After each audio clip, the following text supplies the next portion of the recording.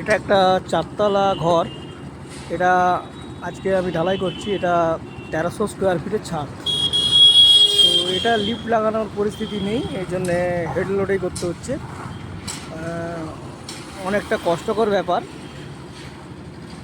চারতলা ঢালাই করা, কিন্তু তবুও কিছু না করার থাকলে আর কি করি বলুন। তাই আমাদেরকে চারতলা ঘরটা ঢালাই করতেই হচ্ছে।